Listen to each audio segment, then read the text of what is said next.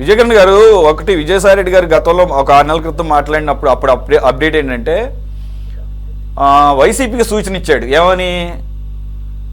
జగన్మోహన్ రెడ్డి గారు చుట్టూ ఉన్నటువంటి ఆ కోటరీ బద్దలు కొడితే తప్ప, అలాగే ఆ కోటరీతో పాటు మీ కూటమిలో ఉన్నటువంటి ఐక్యతను బద్దలు కొడితే తప్ప, అంటే జనసేన, టీడీపీ, బీజేపీ ఈ కూటమిని బద్దలు కొడితే తప్ప, అక్కడ కోటరీని బద్దలు కొడితే తప్ప, జగన్మోహన్ రెడ్డి గారి చుట్టూ ఉన్న కోటరీని, ఈ రెండు జరిగితే తప్ప వైసీపీకి అవకాశం లేదు అన్నాడు ఆయన. మరి ఇప్పుడు ఎవరిని బద్దలు కొట్టడానికి ఆయన పార్టీ పెడుతున్నాడు అనుకోవాలి మీకున్న అవగాహన మేరకు? ఒక విషయం క్లారిటీ చంద్రబాబు గారికి ఇచ్చి మిగతా దీని గురించి చెప్తాను. చంద్రబాబు నాయుడు గారి మీద కేసు పెట్టే టైంకి చంద్రబాబు నాయుడు గారి మీద ఎఫ్ఐఆర్ లో పేరు లేదు. అప్పటికే చాలా మంది అరెస్ట్ అయ్యి బెయిల్ పైన బయటకు వచ్చినటువంటి పరిస్థితి. ఆ తర్వాత క్రమంలో కోర్టు కూడా దాన్ని కొట్టేసినటువంటి పరిస్థితి. దానిపైన మీరు ఏ విధమైనటువంటి ముందుకు వెళ్ళినటువంటి పరిస్థితి లేదు. అది క్లారిటీగా మీరు కక్ష సాధింపుగా పెట్టడం, జైల్లో పెట్టడానికి, నేరాలు చేసి జైల్లోకి వెళ్ళటానికి మధ్య జమీన్ ఆకాశానికి భూమికి ఉన్నంత తేడా ఉంటది.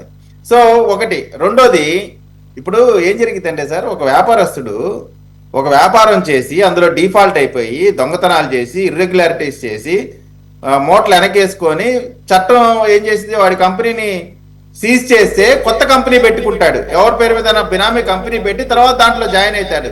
అదే విధంగా కాంగ్రెస్ పార్టీలో చీటి చినిగిపోయిన తర్వాత వైఎస్ఆర్ కాంగ్రెస్ పార్టీ ఎవరు పెట్టారు?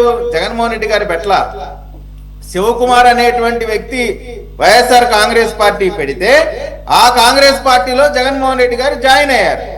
ఇప్పుడు అదే విధంగా విజయసాయి రెడ్డి గారితో మన క్రైమ్ పార్ట్నర్ కదా, ఆయన నమ్మకమైన మనిషి. ఆయన బయటికి వెళ్ళాడంటే అంత తేలిగ్గా ఏదో ఊరికే గేమ్ ప్లాన్ లేకుండా మీరు పెట్టారు కదా గేమ్ ప్లాన్ అని. రియల్ గా గేమ్ ప్లాన్ తోనే పెట్టారు. రియల్ గేమ్ ప్లాన్ తోనే ఆయన బయటికి పంపించి దానితో ఒక రాజకీయ పార్టీ పెట్టి. ఎందుకంటే ఇప్పుడు వైఎస్ఆర్ కాంగ్రెస్ పార్టీ కూడా ప్రజల విశ్వాసం కోల్పోయింది. ఆయన పెట్టిన వైఎస్ఆర్ కాంగ్రెస్ శివకుమార్ పెట్టిన వైఎస్ఆర్ కాంగ్రెస్ పార్టీ వ్యాపారం పరిస్థితి జనాల దృష్టిలో అయిపోయింది, డిఫాల్ట్ అయిపోయింది.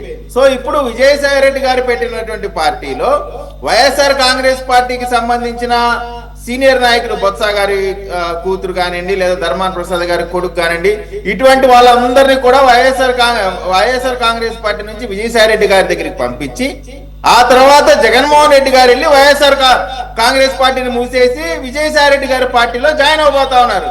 దానికి కావాల్సినటువంటి ప్రణాళికలో భాగంగానే ఈ రోజు విజయసాయి రెడ్డి గారు పార్టీ పెట్టారు. అందులో ఎటువంటి అనుమానం పడాల్సినటువంటి అవకాశమే లేదు. కాబట్టి వీళ్ళిద్దరు కూడా క్రైమ్ పార్ట్నర్స్. ఖచ్చితంగా వాళ్ళకు ఉండేటువంటి అవగాహన, వాళ్ళ ఒప్పందాలు అన్ని కూడా ఖచ్చితమైన బలమైన అంబుజా సిమెంట్ లాగా బలమైన బంధం వాళ్ళది. అంత ఈజీగా తెగిపోయే బంధం కాదు. ఇది అంతా గేమ్ ప్లాన్ లో భాగంగా జరుగుతున్నదే. కాంగ్రెస్ పార్టీ దుకాణం అయిపోయింది, వైఎస్ఆర్ కాంగ్రెస్ పార్టీ దుకాణం అయిపోయింది. కొత్త దుకాణం ఓపెన్ చేశారు. ఆ ఓపెన్ చేసిన దాంట్లో జగన్మోహన్ రెడ్డి గారు వెళ్ళి జాయిన్ అవుతారు.